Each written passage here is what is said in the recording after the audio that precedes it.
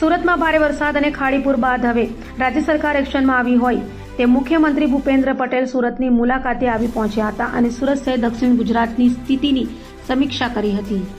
સુરત શહેરમાં ભારે વરસાદ અને ખાડીપુર બાદ મુખ્યમંત્રી ભૂપેન્દ્ર પટેલ સુરતની મુલાકાતે પહોંચ્યા હતા। સુરત મહાનગરપાલિકાના આઈસીસીસી ખાતે દક્ષિણ ગુજરાતના તમામ કલેક્ટરો, વરિષ્ઠ અધિકારીઓ અને ધારાસભ્યો સાથે ઉચ્ચ સ્તરીય સમીક્ષા બેઠકનું આયોજન કરવામાં આવ્યું હતું। બેઠકમાં વરસાદથી સર્જાયેલી પરિસ્થિતિ, રાહત અને બચાવની કામગીરી, અસરગ્રસ્ત વિસ્તારોની સ્થિતિ તેમજ આગામી દિવસોની તૈયારી અંગે વિસ્તૃત ચર્ચા કરવામાં આવી હતી। સાથે સરકાર દ્વારા તંત્રને જરૂરી સૂચનાઓ આપવામાં આવી હતી। સુરત શહેર અને દક્ષિણ ગુજરાતમાં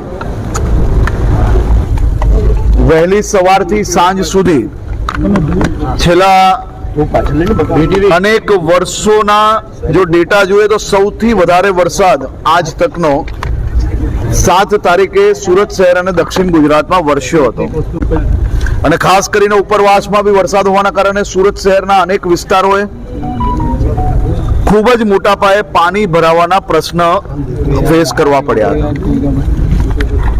અનેક લોકોના ઘરોમાં પાણી, અનેક દુકાનોમાં બી પાણી ભરાયા। આ બધી જ વ્યવસ્થાઓને લઈને મહાનગરપાલિકા, સુરત પોલીસ, જિલ્લા પ્રશાસન, એનડીઆરએફ, એસડીઆરએફ આ તમામ ટીમો સાથે મળીને કામે લાગી અને સાથે સાથે સુરત શહેરના લોકો પોતે જ એકબીજાને મદદે લાગ્યા।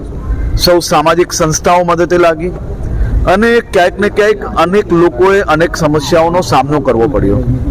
ખાસ કરીને આજે મુખ્યમંત્રીશ્રીએ આ રિવ્યુ બેઠક લીધી હતી અને પ્રશાસનને જે નહેરના કારણે અને ખાડીના કારણે જે પાણી ભરાવાનું જે કારણ જે ભૂતકાળમાં બી સામે આવ્યું હતું એ પર કડક પગલાં ભરવામાં આવશે। સાથે સાથે કોઈ બી જગ્યા પર મહાનગરપાલિકા હોય કે બીજું પ્રશાસન હોય, કોઈ બી લેપ્સ થઈ હોય તો એની સંપૂર્ણપણે તપાસ થઈને એ લોકો પર પગલાં ભરવામાં આવે। કોઈ બી રોડ, બીજા કોઈ બી કામગીરી જેની અંદર નવા કામગીરી થઈ હોય અને જે તૂટ્યા હોય અને એ કામગીરીની અંદર જો કોઈ બી વીકનેસ હોય તો એની ઉપર બી પગલાં બી ભરવામાં આવે ને જરૂર લાગે તો ફોજદારી પગલાં બી ભરવામાં આવે, તેની બી સૂચના સૌ અધિકારીઓને આપવામાં આવી છે। ભવિષ્યની અંદર આવા વરસાદના કારણે ખાસ કરીને ખાડીને લઈને સુરત શહેરમાં પૂર ના આવે તે માટે ફૂલ પ્રૂફ પ્લાન બનાવવામાં આવે તે માટે સૂચના આપવામાં આવી છે। 500 કરોડ રૂપિયાનું આજે એમને ખાસ કરીને ખાડી માટે 500 કરોડ રૂપિયા ખાડી આખી જેને રીડેવલપમેન્ટ કરવાની છે, ઊંડાણ કરવાનું છે, આસપાસમાં જો કોઈ ઇલીગલ એન્ક્રોચમેન્ટ હોય તો એને નિકાલવામાં આવે તે માટે બી સૂચના આપવામાં આવી છે। અને સાથે સાથે કાલે સાંજ સુધી તમામ વિભાગોએ ખાલી જિલ્લા પ્રશાસન એકલા જો કામગીરી કરશે તો કેશડોલ પહોંચાડતા 2-4-5 દિવસ લાગી શકે છે।